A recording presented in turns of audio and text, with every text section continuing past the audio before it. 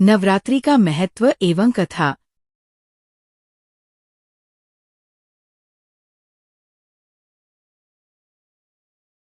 नमस्कार दोस्तों, उपासना भक्ति स्टोरीज में आपका स्वागत है। आज हम बात करेंगे नवरात्रि का महत्व एवं कथा की। सब जन कमेंट बॉक्स में लिखिए जय माता दी। अगर रात्रि का कोई विशेष रहस्य न होता तो उत्सवों को रात्रि न कहकर दिन ही कहा जाता। नवरात्रि का अर्थ होता है 9 रातें। हिंदू धर्मानुसार ये पर्व वर्ष में 2 बार आता है। एक शरद माह की नवरात्रि और दूसरी बसंत माह की। इस पर्व के दौरान 3 प्रमुख हिंदू देवियों पार्वती, लक्ष्मी और सरस्वती के 9 स्वरूपों श्री शैलपुत्री, श्री ब्रह्मचारिणी, श्री चंद्रघंटा, श्री कुष्मांडा, श्री स्कंदमाता, श्री कात्यायनी, श्री कालरात्रि, श्री महागौरी, श्री सिद्धिदात्री का पूजन विधि विधान से किया जाता है, जिन्हें नवदुर्गा कहते हैं। प्रथम शैलपुत्री च, द्वितीय ब्रह्मचारिणी, तृतीय चंद्रघंटेति, कुष्मांडेति चतुर्थकम, पंचम स्कंदमातेति, षष्ठं कात्यायनीति च, सप्तमं कालरात्रि, महागौरीति चाष्टम, नवम सिद्धिदात्री च नवदुर्गा प्रकीर्तिताएं। नवरात्र शब्द से नव अहोरात्रों, विशेष रात्रियां का बोध होता है। इस समय शक्ति के 9 रूपों की उपासना की जाती है, क्योंकि रात्रि शब्द सिद्धि का प्रतीक माना जाता है।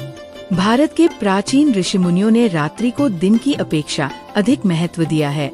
यही कारण है कि दीपावली, होलिका, शिवरात्रि और नवरात्र आदि उत्सवों को रात में ही मनाने की परंपरा है। यदि रात्रि का कोई विशेष रहस्य न होता तो ऐसे उत्सवों को रात्रि न कहकर दिन ही कहा जाता, जैसे नवदिन या शिव दिन। लेकिन हम ऐसा नहीं कहते। नवरात्र के वैज्ञानिक महत्व को समझने से पहले हम नवरात्र को समझ लेते हैं। मनीषियों ने वर्ष में 2 बार नवरात्रों का विधान बनाया है। विक्रम संवत के पहले दिन अर्थात चैत्र मास शुक्ल पक्ष की प्रतिपदा, पहली तिथि से 9 दिन अर्थात नवमी तक। इसी प्रकार इसके ठीक 6 मास पश्चात आश्विन मास शुक्ल पक्ष की प्रतिपदा से महानवमी अर्थात विजयादशमी के 1 दिन पूर्व तक नवरात्र मनाया जाता है। लेकिन फिर भी सिद्धि और साधना की दृष्टि से शारदीय नवरात्रों को ज्यादा महत्वपूर्ण माना गया है। इन नवरात्रों में लोग अपनी आध्यात्मिक और मानसिक शक्ति संचय करने के लिए अनेक प्रकार के व्रत, संयम, नियम, यज्ञ, भजन, पूजन, योग साधना आदि करते हैं। यहाँ तक कि कुछ साधक इन रात्रियों में पूरी रात पद्मासन या सिद्धासन में बैठकर आंतरिक त्राटक या बीज मंत्रों के जाप द्वारा विशेष सिद्धियां प्राप्त करने का प्रयास करते हैं।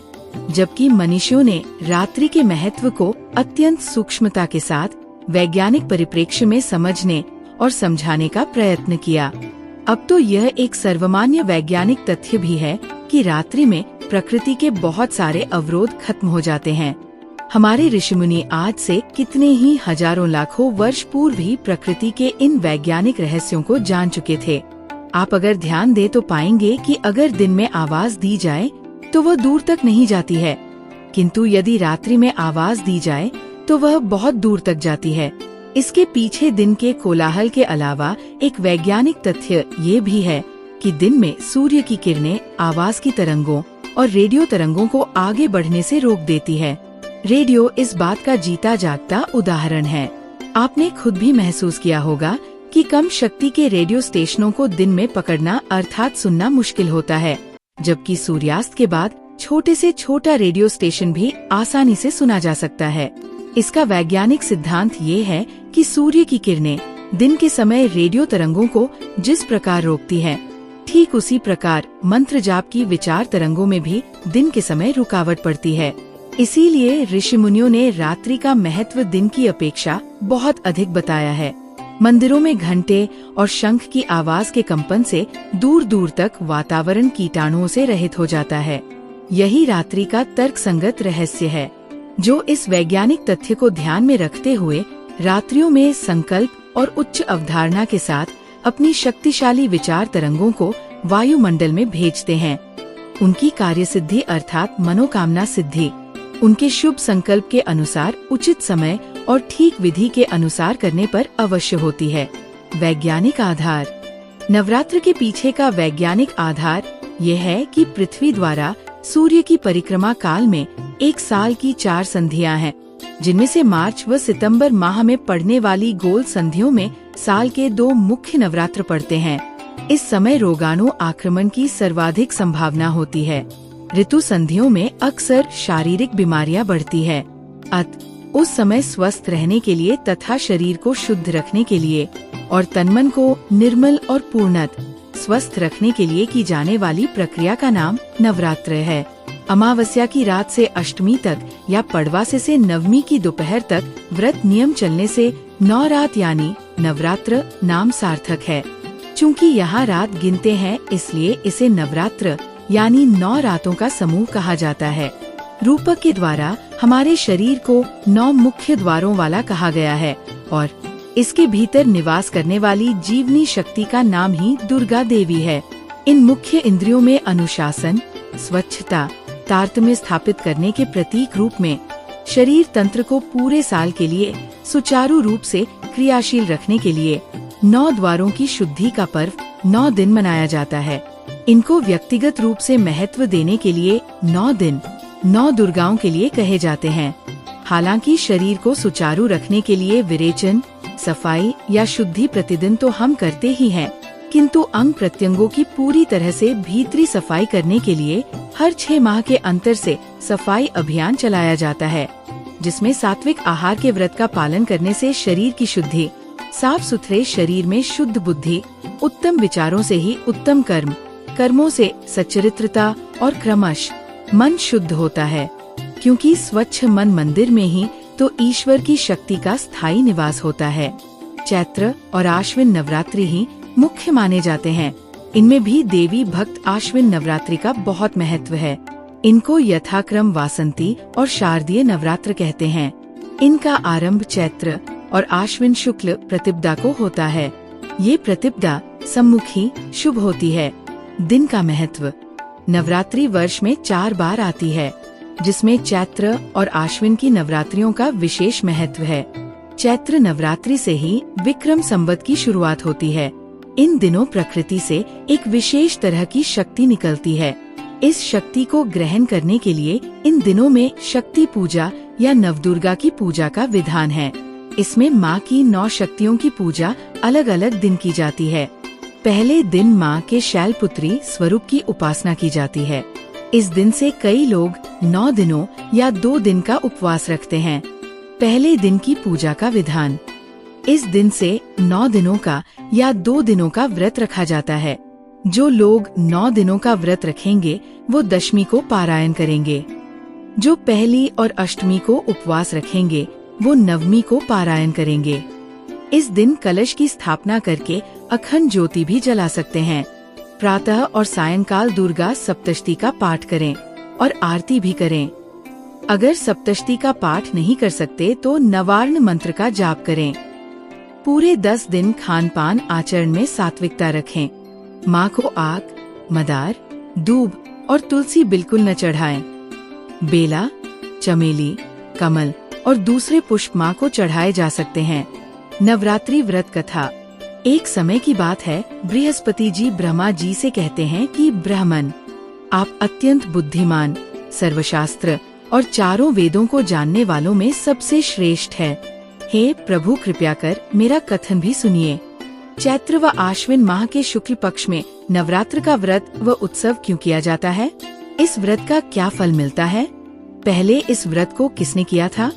बृहस्पति जी का कथन सुनकर ब्रह्मा जी बोले, बृहस्पति, तुमने बहुत ही अच्छा प्रश्न किया है। जो मनुष्य मनोरथ पूर्ण करने वाली दुर्गा, महादेवी, सूर्य और नारायण का ध्यान करते हैं वे मनुष्य धन्य हैं। नवरात्र का यह पर्व संपूर्ण कामनाओं को पूरा करने वाला है। ब्रह्मा जी आगे कहते हैं कि बृहस्पति, जिसने सबसे पहले इस नवरात्र महाव्रत को किया है, उसका पवित्र इतिहास मैं तुम्हें सुनाता हूँ। तुम इसे ध्यान पूर्वक सुनो। ब्रह्मा जी कहते हैं, एक नगर था जिसका नाम पीठक था। उसमें अनाथ नाम का ब्राह्मण निवास करता था। वह भगवती दुर्गा का अनन्य भक्त था। संपूर्ण सद्गुणों से युक्त एक कन्या ने उसके यहाँ जन्म लिया। मानो ब्रह्मा की सबसे पहली रचना हो वो। उसका नाम सुमति रखा गया। सुमति अपनी सहेलियों के साथ से बड़ी होने लगी, जैसे शुक्ल पक्ष में चंद्रमा की कलाएं बढ़ रही हों। सुमति के पिता नियम से प्रतिदिन दुर्गा की पूजा तथा हवन किया करते थे और उस समय सुमति भी वहां उपस्थित रहती थी। एक दिन सुमति अपनी सहेलियों के साथ खेल में मग्न हो गई और भगवती के पूजन में शामिल नहीं हुई। उसके पिता को सुमति पर बहुत क्रोध आया और क्रोध में आकर कहने लगे कि हे दुष्ट पुत्री, आज तुम भगवती के पूजन में शामिल नहीं हुई हो, इसलिए मैं तुम्हारा विवाह किसी कुष्ठी व दरिद्र मनुष्य से कर दूंगा।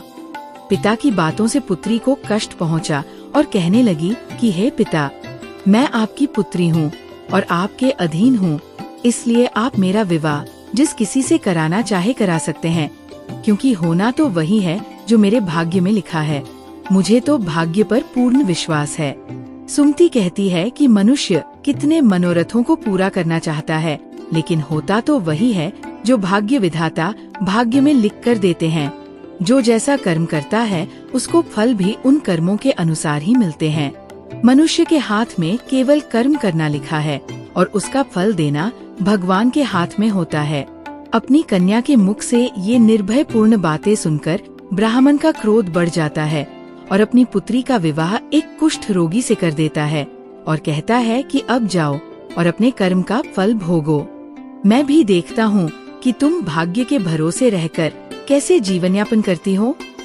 पिता के वचनों को सुन सुमति मनन करने लगी कि मेरा दुर्भाग्य है कि मुझे सा पति मिला, और अपने दुखों पर विचार करती हुई सुमति वन की ओर चल पड़ी।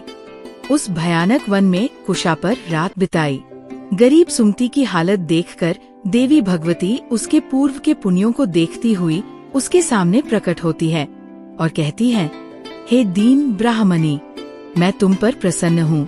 तुम जो चाहो वह वर मांग सकती हो, मैं तुम्हें सब दूंगी। भगवती दुर्गा के वचन सुनकर सुमति कहने लगी, आप कौन हैं जो मुझ पर प्रसन्न हैं? अपनी दीन दृष्टि से आप मुझे कृतार्थ करें। ब्राह्मणी की बात सुनकर देवी कहने लगी कि मैं आदि शक्ति हूँ, मैं ही ब्रह्मा, विद्या और सरस्वती हूँ। प्रसन्न होने पर मैं प्राणियों का दुख दूर कर उन्हें सुख प्रदान करती हूँ। मैं तुझसे तेरे पूर्व पुण्यों के कारण प्रसन्न हूँ। देवी कहती हैं कि तुम पूर्व जन्म में निषाद की पत्नी थी और अत्यधिक पतिव्रता थी। एक दिन तेरे पति निषाद ने चोरी की और इस चोरी में निषाद के साथ सिपाहियों ने तुम्हें भी पकड़ लिया। तुम दोनों को जेल में बंद कर दिया और भोजन भी नहीं दिया। उन दिनों तुमने ना कुछ खाया और ना ही कुछ पिया। इस प्रकार 9 दिन तक नवरात्र का व्रत हो गया। भगवती बोली कि हे देवी, उन 9 दिनों के व्रत के प्रभाव से मैं प्रसन्न हूँ और तुम्हें मनोवांछित वस्तु दे रही हूँ। तुम जो चाहे मांग सकती हो। भगवती की बात सुनकर ब्राह्मणी बोली, आपको मैं शत-शत प्रणाम करती हूँ। आप मेरे पति पर कृपा करें और उनके कोढ़ को दूर करें। इस पर देवी कहती है कि उन दिनों तुमने जो व्रत किया था उसमें से एक दिन के व्रत का पुण्य अपने पति के रोग को दूर करने के लिए अर्पण करो। मेरे प्रभाव से तेरा पति सोने के शरीर वाला हो जाएगा। ब्रह्मा जी बोले। इस प्रकार देवी का वचन सुन वह ब्राह्मणी बहुत खुश हुई और पति को निरोगी देखने की इच्छा से ठीक है से बोली। उसके पति का शरीर भगवती देवी की कृपा से ठीक होकर सोने की कांति सा हो गया, मानो उसकी कांति के समक्ष चंद्रमा की कांति भी फीकी पड़ गई हो। पति की मनोहर देह को देखकर ब्राह्मणी देवी को अति पराक्रम वाली समझकर स्तुति करने लगी कि हे दुर्गे, आप दुखों को दूर करने वाली, तीनों लोकों के कष्ट हरने वाली, दुखों का निवारण करने वाली, रोगी को निरोगी करने वाली, प्रसन्न होने पर मनवांछित फल देने वाली और दुष्ट मनुष्यों का नाश करने वाली हो। तुम ही सारे जगत की माता व पिता हो हे अम्बे माँ। मेरे पिता ने क्रोध में मेरा विवाह एक कुष्ठी के साथ करके घर से निकाल दिया है। पिता की निकाली हुई बेटी को आपने सहारा दिया है। ब्राह्मणी कहती है कि हे देवी, दुखों के इस सागर से आपने मुझे बाहर निकाला है। हे देवी, मैं आपको बारंबार प्रणाम करती हूँ। ब्रह्मा जी बोले, हे बृहस्पति। उस सुमति ने मन से देवी की बहुत स्तुति की और उसकी की हुई स्तुति से देवी को बहुत संतोष हुआ। देवी ने ब्राह्मणी से कहा कि तुम्हारे घर एक अति बुद्धिमान, धनवान, कीर्तिवान और जितेंद्रिय पुत्र पैदा होगा, जिसका नाम उद्दालक होगा। देवी ब्राह्मणी से कहने लगी, हे ब्राह्मणी, तेरी कोई और इच्छा हो तो वह मांग सकती हो। ब्राह्मणी कहती है कि हे माँ, आप अगर मुझसे प्रसन्न हैं तो आप मुझे नवरात्र करने की विधि सविस्तार बताइए। ब्राह्मणी के वचन सुनकर देवी कहती है कि मैं तुम्हें संपूर्ण नाशों को दूर करने वाले नवरात्र व्रत की विधि बताती हूँ। देवी कहती है कि इसे ध्यान पूर्वक सुनो। आश्विन माह के शुक्ल पक्ष की प्रतिपदा से लेकर 9 दिन तक विधि पूर्वक व्रत करें। यदि दिन भर व्रत नहीं कर सकते तो एक समय का भोजन करें। ब्राह्मणों से पूछकर घट स्थापन करें और वाटिका बनाकर उसको प्रतिदिन जल से सींचें। महाकाली, महालक्ष्मी और महासरस्वती की मूर्तियां बनाकर उनकी नित्य प्रति विधि विधान से पूजा अर्चना करें। पुष्पों से अर्घ्य दे और बिजौरा के पुष्प से अर्घ्य देने पर रूप की प्राप्ति होती है। जायफल से कीर्ति, दाख से कार्य की सिद्धि होती है। आंवले से सुख व केले से भूषण की प्राप्ति होती है। फलों से अर्घ्य देकर विधि से हवन करें। खांड, घी, गेहूं, शहद, जौ, तिल, नारियल, बिंब, दाख व कदम्ब आदि सामग्रियों से हवन संपन्न करें। गेहूं का हवन करने से लक्ष्मी की प्राप्ति, खीर व चंपा के फूलों से धन व पत्तों से तेज और सुख प्राप्त होता है।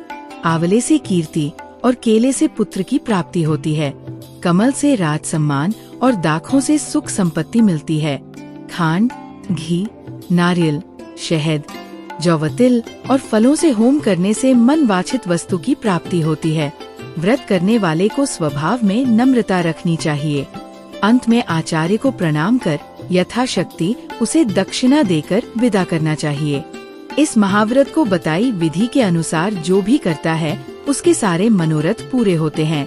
ब्रह्मा जी कहते हैं, हे बृहस्पति, इस प्रकार ब्राह्मणी को इस व्रत की विधि व फल बताकर देवी अंतर्ध्यान हो गई। जो मनुष्य इस व्रत को करता है वह इस लोक में सुख पाकर अंत में मोक्ष प्राप्त करते हैं। ब्रह्मा जी फिर कहते हैं कि हे बृहस्पति, इस व्रत का महात्म्य मैंने तुम्हें बतलाया है। ब्रह्मा जी का कथन सुन बृहस्पति आनंद विभोर हो उठे और ब्रह्मा जी से कहने लगे, हे ब्रह्मा जी, आपने मुझ पर अति कृपा की है जो आपने मुझे अमृत के समान इस नवरात्रि व्रत का महात्म्य सुनाया है। आज के लिए बस इतना ही। मुझे उम्मीद है कि आपको ये एपिसोड पसंद आया होगा। उपासना भक्ति स्टोरीज में फिर मिलेंगे। तब तक के लिए धन्यवाद।